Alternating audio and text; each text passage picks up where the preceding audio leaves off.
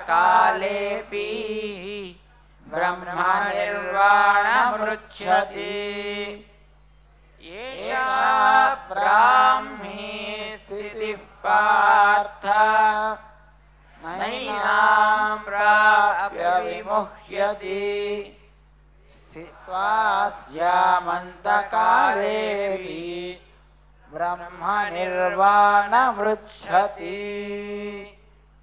इति श्रीमद्भगवद्गीतासु उपनिषत्सु ब्रह्मविद्यायां योगशास्त्रे श्रीकृष्णार्जुनसंवादे सांख्ययोगो नाम द्वितीयोऽध्यायः। श्रीकृष्णपरब्रह्मणे नमः। जय శ్రీమన్నారాయణ। 1వ అధ్యాయం పూర్తి చేసుకుని మనం ముందుకు సాగినప్పుడు పెద్దలు అంగీకరించనిది, నీకు స్వర్గం రప్పించనిది, ఇలాంటి సమయంలో ఉండదగనిది ఆయన దుఃఖం నిన్ను ఆక్రమించడం బాలేదయా, లేచి యుద్ధానికి సిద్ధపడు అని కృష్ణుడు ఆదేశిస్తే పూజించాల్సిన గురువులని, గౌరవించాల్సిన తాతలని నువ్వు పూజించుకున్నావు కదా కృష్ణ, నన్ను బాణాలతో ఎందుకయ్యా కొట్టమంటావు? ఇది నీకు తగునా? అలాంటి గురువులని చంపి పొందేటటువంటి ఆ భోగాలని నేను ఎట్లా పొందగలను? రేపొద్దున అక్కడికి రాజ్యానికి పోయాక ఆ ఆసనాలని చూస్తే ఈవేళ రక్తసిక్తమైన దేహాలే కదా కనిపిస్తాయి. అట్లాంటి రక్తపు కూడు నేను ఎట్లా తినేదయ్యా? 7వ శ్లోకంలో కార్పణ్యం అనే దోషం వచ్చిందని చెప్పాడు. నిన్ను అడుగుతున్నాను, శ్రేయస్సు చెప్పు, నీకు శిష్యుణ్ణి ప్రపన్నుణ్ణి అన్నాడు. ఈ మాటని ఆధారం చేసుకుని భగవంతుడు మొత్తం ఇంత గీతను ఉపదేశం చేశాడు.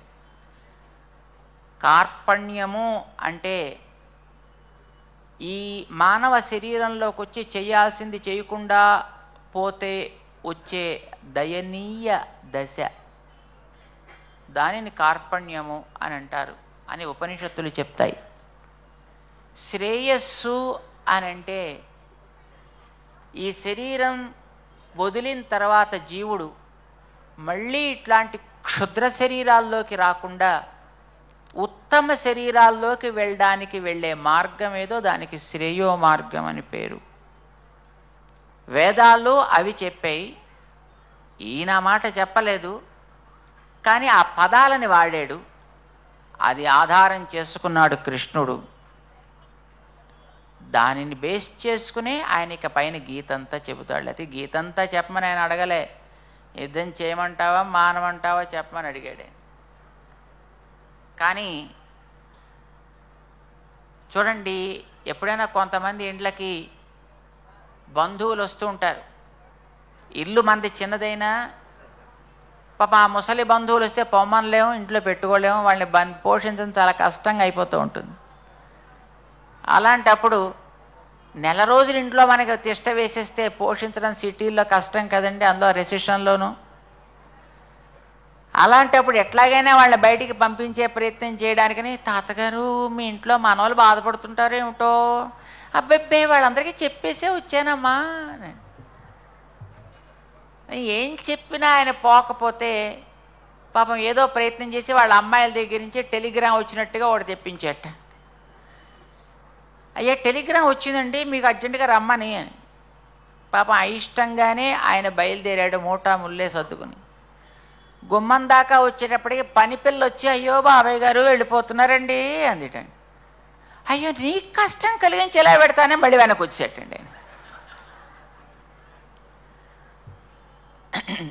ఇలా ఏదో ఒక వంక పెట్టుకుని అక్కడ తిష్ట వేసినట్టుగా కృష్ణుడు ఏదో అర్జునుడు అడిగిన వంక పెట్టుకుని ఆయనకి సకల శాస్త్ర సారం ఇవ్వాలి అని శ్రేయస్సు అనే పదం ఉపనిషత్తులలో బాగుపడ కోరిన వాడి ప్రశ్నగా చెప్పింది కనుక శ్రీకృష్ణుడు మనిషి బాగుపడటానికి చిన్న వయస్సు నుంచి చివరి వయస్సు దాకా కావలసినవి అన్నీ ఇందులో చెప్పేస్తున్నాడు. ఇక తర్వాత అవకాశం దొరకదు అని. చాలామందికి భగవద్గీత అంటే పోయిన తర్వాత స్వర్గరథంలో జీవుణ్ణి తీసుకెళ్ళేటప్పుడు ప్లే చేసుకుంటూ వినాల్సిందేమో అనే భావన ఒకటి ఉంది. చనిపోయినప్పుడు శవాన్ని తీసుకెళ్లే లోపులో వచ్చిన వాళ్ళకి ఏదో ఒక ఎంటర్టైన్మెంట్ కావాలి కనుక ఏదో క్యాసెట్ వేసి వినిపించేది అనే భావన ఉంది. కానీ అది తప్పు. నువ్వు మనిషివిగా జీవించాలంటే, నీ గీత బాగుపడాలంటే భగవద్గీత నీకు తోడు కావాలి.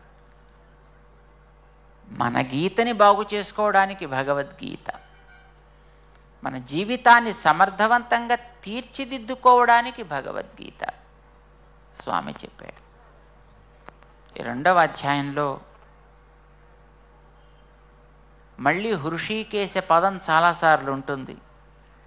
ఆయన అర్జునుడిలో ఇట్లాంటి క్లేశాన్ని కలిగించి ప్రశ్నని అడిగించుకుని మనందరి కోసం గీతోపదేశం చేశాడు. నాయనా, నువ్వు అనుకునేట్టుగా వీళ్ళు నరకానికి పోరు, వీళ్ళు స్వర్గానికి పోరు, ఈ కనిపించేవని శరీరాలు రా నాన్న, ఇవి ఇక్కడే పడుంటాయి.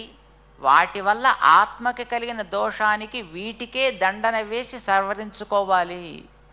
శరీర కష్టాలు సాధారణంగా వస్తే చాలామందికి అయ్యో ఇవి పోతే బావుణ్ణు దేవుడా పోగొట్టని అడుగుతారు. అవి భగవంతుడు ఇవ్వడం మనకి వాటి ప్రభావం తొలగించడం కోసం. అంచేత లోపలుండేది వేరు, పైనుండేది వేరు అని దేహాత్మ వివేకాన్ని ప్రారంభం చేసి, ఆత్మ నశించదు, శరీరం ఏం చేసినా ఉండదు. అంచేత రెంటి కోసం దుఃఖపడక్కర్లేదయా. నువ్వు ఆస్తికుడివి కాదు, నాస్తికుడివైనా దుఃఖపడక్కర్లేదు.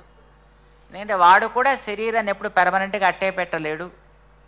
అంచేత నాస్తికుడికి కూడా దీని విషయంలో పెద్దగా విచారించాల్సిన అవసరం లేదయ్యా. కర్తవ్యాన్ని నువ్వు చేయాల్సి ఉంటుంది సుమా. అయితే అది చేసేటప్పుడు ఒడిదుడుకులు ఎదురైనా పట్టించుకొని మనస్సు నీకు ఏర్పడాలి. కారులో ప్రయాణం చేస్తే కింద రాళ్ళు వచ్చినా, మట్టి వచ్చినా, బురదొచ్చినా నీ మీద పడకుండా నువ్వు రక్షణ కలిగించుకుని యాత్ర లక్ష్యం వైపు సాగించినట్టే శరీరంతో సుఖ దుఃఖ, లాభాలాభ, జయాపజయాలు లాంటివి ఏవొచ్చినా వాటిని పెద్దగా పట్టించుకోకుండా, మనస్సుకి వాటి వల్ల క్లేశం తగలకుండా, శరీరం దాకా రాని తప్పదు, మనస్సు పాడవకుండా చూసుకుని మాత్రం ముందుకు సాగవలసి ఉంటుంది సుమా. దీని గురించి నువ్వు అడిగావు, అదే గొప్ప. వినాలనుకుంటున్నావు, అసలు అదే నీకు గొప్ప. చూడండి కృష్ణుడు ఎలా చెప్తున్నాడు. భగవద్గీత పారాయణ చేద్దామని ఇంతమంది మీరు రావడమే పెద్ద గొప్ప అండి. వేలాది వివాహాలు జరిగే సమయంలో వాటిని వదిలిపెట్టుకుని ఇంత దూరం మీరు వచ్చారంటే మీరు చాలా గొప్ప అండి. ఈ మాట మేం చెప్పేది కాదు. 40వ శ్లోకంలో స్వామి చెప్పాడు, స్వల్పమప్యస్య ధర్మస్య త్రాయతే మహతో భయాత్. ఇలాంటి మంచి పని చేద్దామని మీకుందంటే అసలు మీరు నిజంగా చాలా గొప్ప అదృష్టవంతులండి. అందుకోసమే మన కార్యకర్తలు మీ అందరి కోసం అక్కడక్కడ ప్రసాదాలు కూడా ఏర్పాటు చేశారు. చక్కగా వెళ్ళి ప్రసాదం పుచ్చుకొని ఇక్కడికి వచ్చేసి మళ్ళీ కూర్చుని కొనసాగించండి పారాయణ, పర్వాలేదు. అయితే ప్రసాదం తెచ్చుకుని మధ్యలో కూర్చుని తినకండి, అది తప్పు. అక్కడే దాన్ని ఏదో ముగించి, ఎందుకంటే లోపల ఎలకలు ఏనుగులు పరిగెట్టకూడదు కనుక. అసలు కనిపించకుండా పోతే మనకి బెంగలేదు, కానీ కనిపిస్తే వాటిని ఏడిపిస్తూ మీరు చేయకండి. చక్కగా కాస్త ప్రసాదం పుచ్చుకొని వచ్చి కూర్చొని కొనసాగించండి.